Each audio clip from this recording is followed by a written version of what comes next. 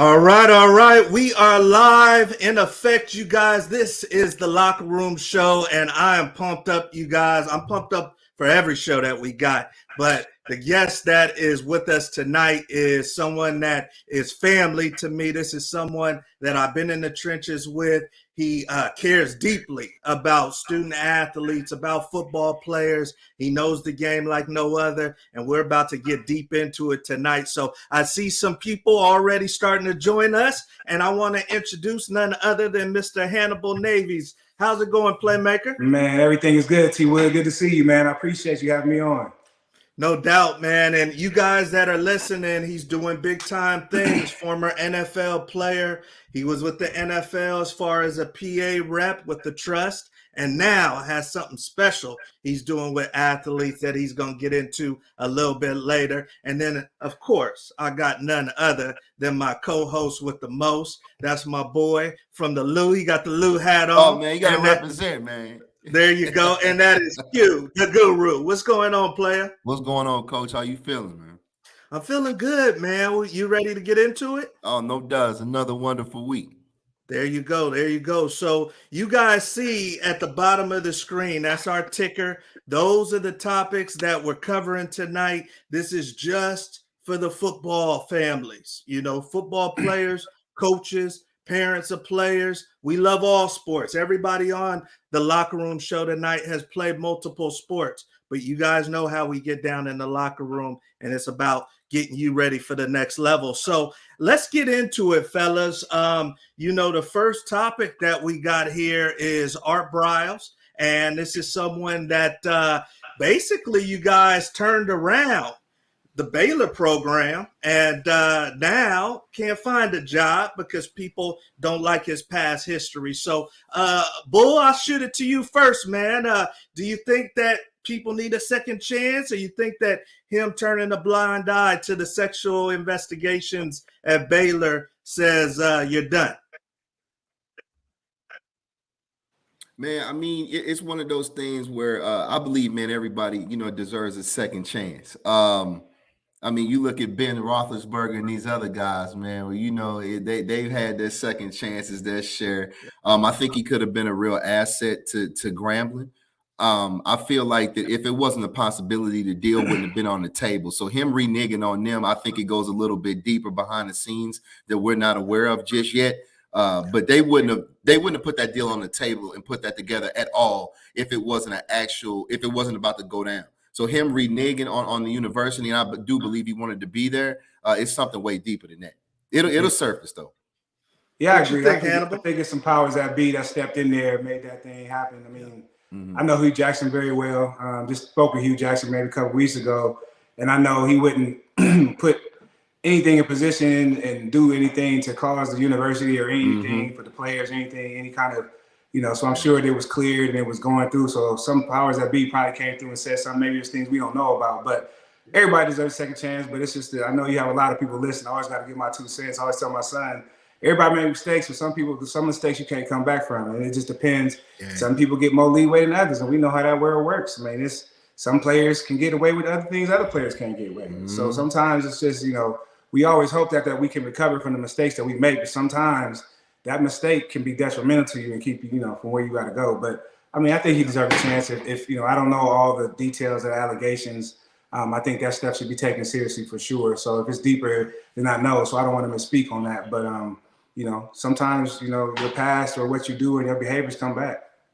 Yeah, no doubt right there. And I see our boy Jimmy with us, and he says, let's get it tonight, fellas. So, yeah, those that are listening with us live, let us know where you're from. Let us know you're here. And then those that join on later, hopefully you guys enjoy the show. But we're getting after it with our next topic, you guys, and we go right back to back, and this is another heavy hitter. The NCAA says that we're easing up. We're easing up, fellas, how we're looking over the marijuana policy, street drug, but now obviously legal in some states. What's you guys' opinion on this, Hannibal? As far as these athletes, do you think that this is good, or you think this is going to cause some problems? I mean, it's time. I don't think it's going to be there's always going to be problems in anything. There's problem with alcohol. Alcohol is more dangerous than a lot of things, right? But it's legal, and college kids can drink all day on campus and act crazy and do things that they do. We went to Boulder, so we know how that goes, and we all went to college on this, so we know how that goes. But I think it's with this easing up, is going to come with things as we ease into this marijuana era and cannabis era. There's going to be bumps in the road, but I think it's time to start having a conversation. I think it's time to start easing up. I think it's time to stop taking people's careers away from marijuana use when people are making billions of dollars off of it. So it's really time to start doing it. The NFL is doing it, and the NBA is doing it. Is really so. The NCAA has to follow suit. These are the young guys that are doing it, and I think that doesn't mean that I'm opening up the conversation and say, hey, young men, young women, use marijuana, because I think you can misuse anything and be a detriment to you and to your athletic career. So, but it's time to start having that conversation, man. Too many people, and it's a business as well, right? NIL is here. People making billions off of cannabis and building their own brands of CBD and all these different things. And so let these young men and women play the game as well. Q, what you think about this, man? You think back in your Kansas days, you think cats would have been off the hook, or you think everything would have been status quo? Yeah, you know what, man? It kind of depends on the individual because, see, not every kid can handle that. You see what I mean? Some kids kind of end up on that Josh Gordon road and start getting out of control. I can agree with, it's a multi-billion-dollar industry. And I ask both of y'all, what do you do? Because you're talking about state universities, you kind of got to abide by the state law. So if you talk about California, well, UCLA, USC, San Diego State, they're good, but then CU not CU, CU's good, but then like others, other states where it's not legalized, those kids get penalized, but the kids out west don't. Like, so it's like you have to make it vanilla across the board, man. So like you said, it's definitely going to have to be a conversation because it's not going anywhere. But if you do your research on it too, man, these universities are making the universities are already positioned and are already actively growing and researching marijuana and having acres and acres of land that they're already growing and doing things with marijuana and selling marijuana already.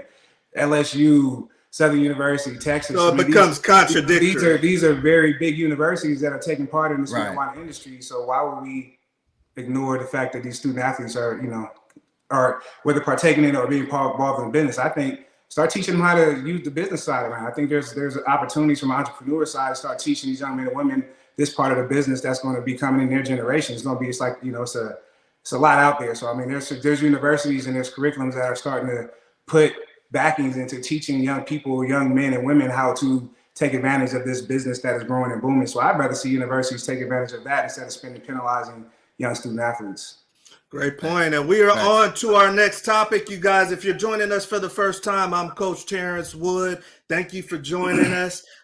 Many of you guys could be choosing other things to do, whether recorded or live. Thank you for joining us. We have special guest tonight, Hannibal Naives, longtime NFL vet, worked with the NFL, helping players transition, and now is helping guys make money through charity, which we'll get to here shortly. And then, of course, Q, the guru, who knows all things football and in your life, how you need to run your life.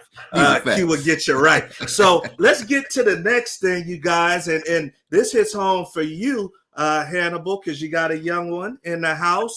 And this is about, are you ready for college? Are you ready for college?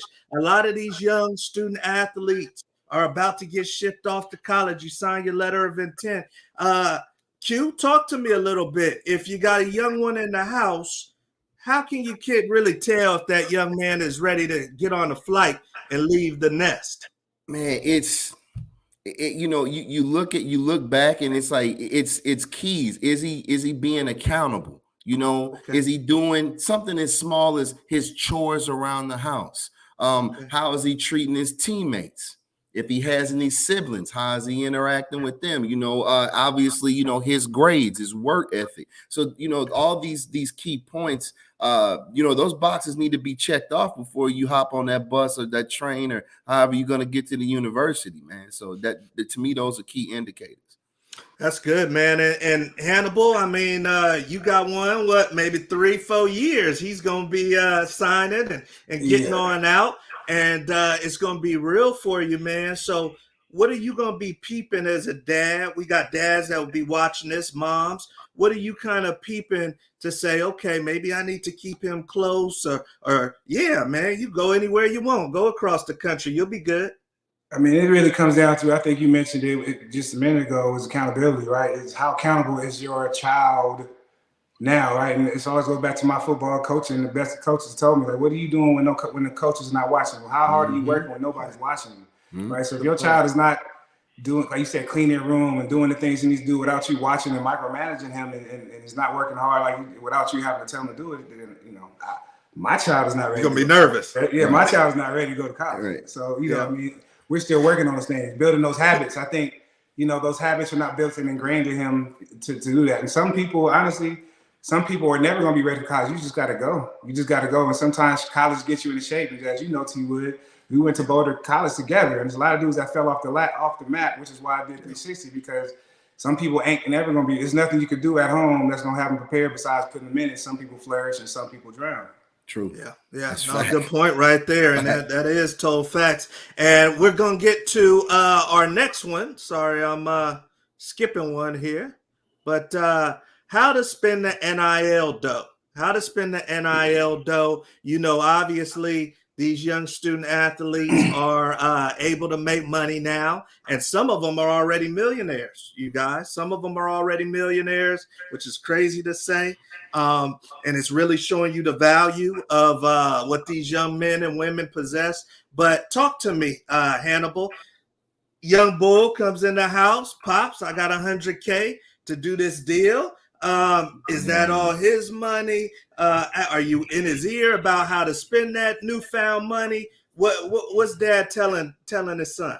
Man, that's the hardest thing to tell a person, a young man with some money, a young woman with some money, some newfound money that more than they've ever had. I mean, it's easier said than done to tell somebody to save money. So, I mean, it's a hard question to ask, because you can't just tell them, if my son came in with $1 million from NIL, they're like, hey, save your money. What does that mean? There's so many layers to saving money, right? There's so many layers. And then why just save money? Why not talk about how to make money from that money, right? So, like, there's another formula, right? So we're always taught, depending on who you talk to, depending on culturally who you talk to, depending on how you were raised, all these different things factor into what you can do with your money and how you do it. So, I mean, I really think it comes down to, my opinion, just, education, man. If we're going to start saying college kids get money and student athletes get money, then put that as a requirement in college and teach them the things that they can do to really make that work for them. That's really is that on the university or is that on the individual? That's on if it's on the university. If they're student athletes at that university, that's on them. Now, when you get to the NFL and things like that, they're grown men who have a job, right? We're talking about young men, student athletes, and read the mission statement of the NCAA. That's what they say they're doing, right? Is helping these young men and women. So yes, absolutely, it's their responsibility if they're going to be, especially with NIL, especially if they're student athletes. They're going to have this brand and do all these different things. I think it would be very helpful to empower these young men and women behind that, and then start including the NIL as a resource as well. Like, teach them about that, because there's a whole nother line of it. And hopefully the trend will start to turn with this NIL. We'll start teaching these things and teaching them how to maximize their brand, what to do with their money, how to, really use the tools in front of them. Because everybody's not going to make it to the league, but now everybody can make NIL money. So how do you really do that? So I think there needs to be turn in some curriculum and some changes that need to come. But it comes from education, because I could tell my son anything to do with his money. It's about him being educated. He's not going to listen to me just say save money, right? But if you give him and take him on a journey. We might have lost Hannibal for a sec there, Q. What's your thoughts, man, on NIL money? No, I can definitely agree with that. I feel like, as far as a university, there needs to be some type of curriculum put in place. I would say even maybe through the business department, where it's mandatory for all student athletes, to go through that particular curriculum through the business department, whether, obviously you don't have to major in business, but that needs to be mandatory within those 4 years that you're there, or however long you're there, in order to complete that curriculum. So you have that full understanding on how to handle that situation, if you do get, a deal like that. I like it. I like it a lot. And I'm going to switch you guys over real quick. Sorry about that.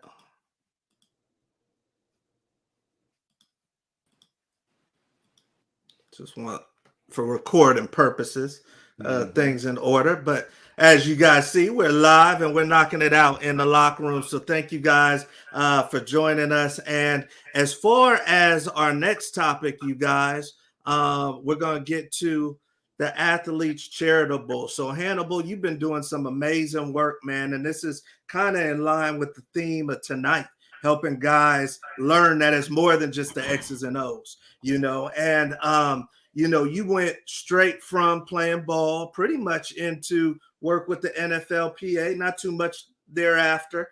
And it was just a good transition now, helping guys in charitable causes. So can you talk to us a little bit more, man, about Athletes Charitable and how everything works? Sure. I mean, you know, my time spent at the NFLPA, I spent a lot of time working with current and former players and a lot of time helping players transition from football. And one of the commonalities, you know, we all do as athletes, you know, giving back is part of our DNA, especially as athletes for the most of us, since most part. So, you know, what I really wanted to be able to start empowering athletes to take advantage of their brand and give and to go through philanthropy. So, you know, it's been something I've done for over 2 decades now myself.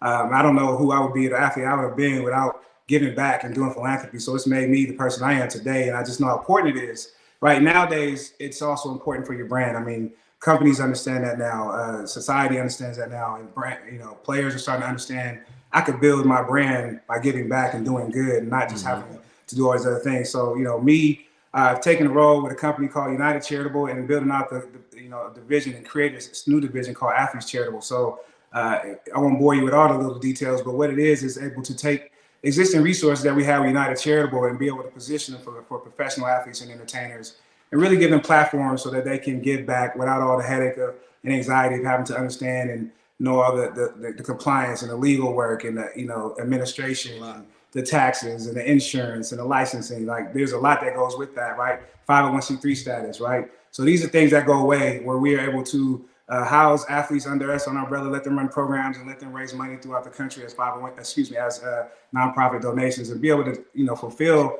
their visions of giving back. You know, I know it's like I said, it's a big mountain to tackle, but we help them understand how they want to give, their mission statements, what they want to do, and then give them the platforms to be sustainable. Because it's really not about just starting while you're playing, but when you're done, you want to have sustainability in that giving, right? And the giving is sustainable, then the impact is sustainable, right? So it's been good, man, just helping athletes really come through with their visions and, you know, giving back, man, it's fulfilling, right? So it's good to see the smiles on their face after they actually have a vision and go back and give back and see what it does to the community that they're giving to. So that's what I'm doing. You know, that's the very skinny of it. It's a lot more, but we're at the ground floor really doing some great things with these athletes.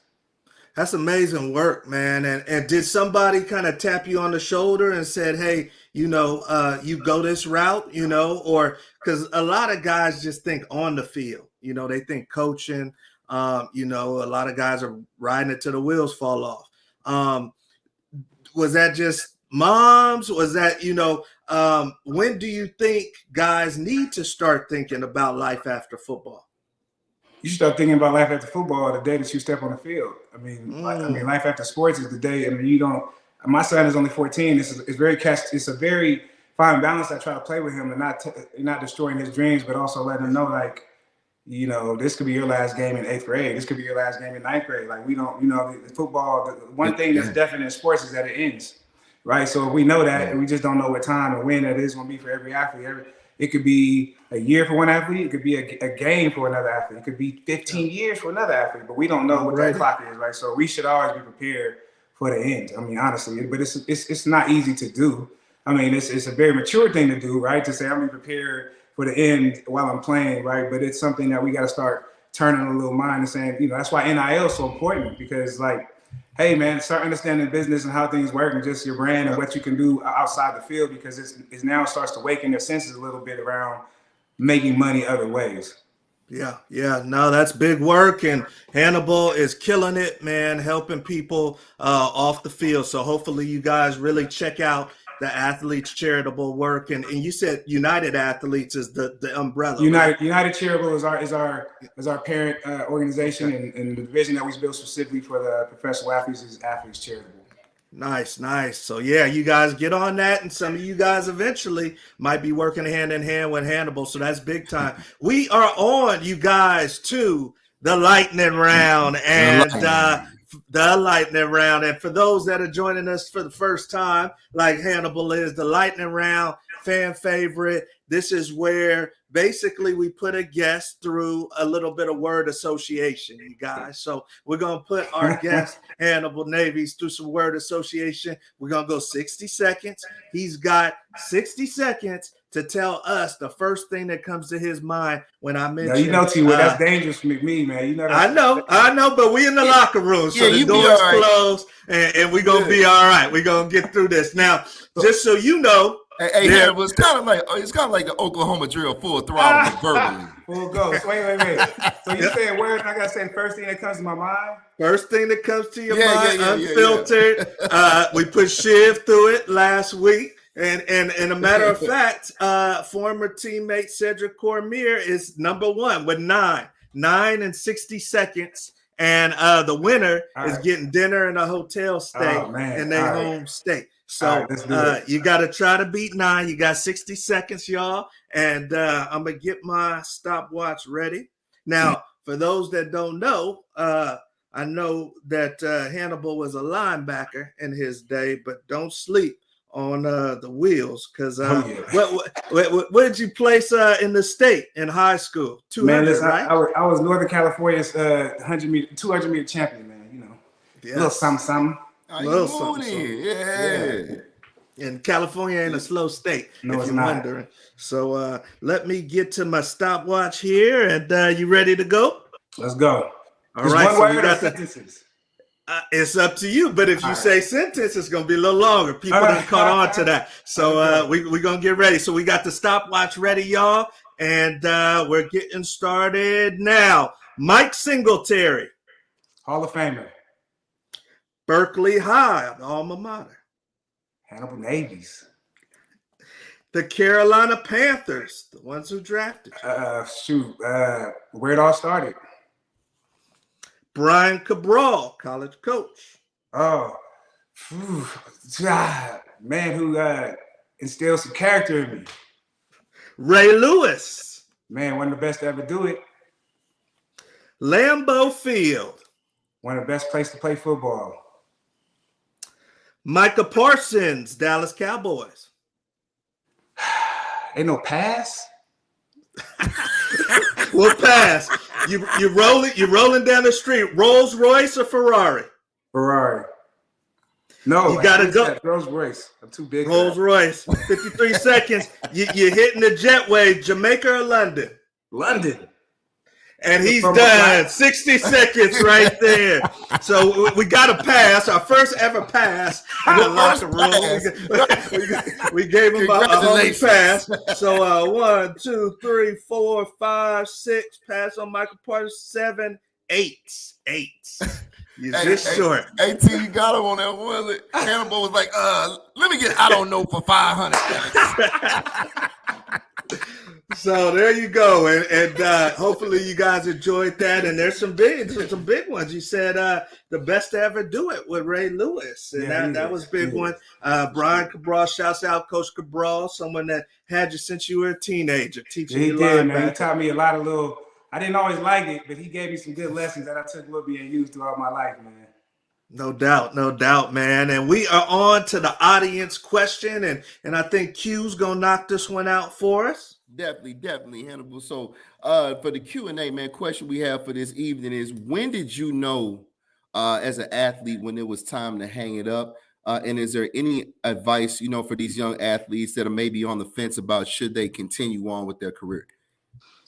Good question, man. Mine was a couple things. It was, I had played football for a long time and become an older veteran and had family. Family became more important than football for me. Yeah. And so that was one of my decisions that was for me. I felt like I did enough, got out of my system, and I didn't feel like I was the same player I was. Or I never wanted to be out on the field and not be able to compete at a high level. My ego too big for that. So I was just that was for me. But I think it was also, I felt if another year of football or keep chasing football would take away from my development that I need for my post-career. So I felt it was time to really jump into, you don't have all the answers when you're done. You think you do sometimes, but I knew it was time to jump into that and let that be what it's going to be.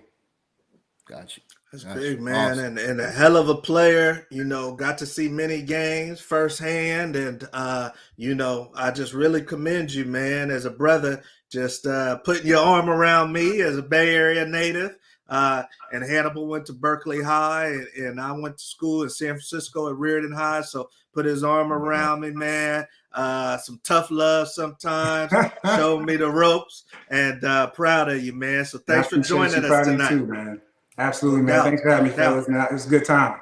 Definitely. All Appreciate right. you. So, hey, if you guys are just joining us or you've been rocking with us the whole time, thank you for joining us. You know, please subscribe because we're trying to blow this up. This is Press only that episode. button. Press the button. Tell the homies. Tell your teammates. Tell your mama. Tell everybody that there's a show that's giving back to football players and football families. And we want to keep it real with you guys and bring you the best of the best. You guys see someone that's working with the athletes in the industry, did it himself, and we're going to do it week after week. So you guys keep rocking with us. Q, anything before we sign off? Man, not at all, man. Appreciate it, man. Awesome, man. Hannibal, thank you for being on with us and rocking with us, man. And good luck to you in the future, brother.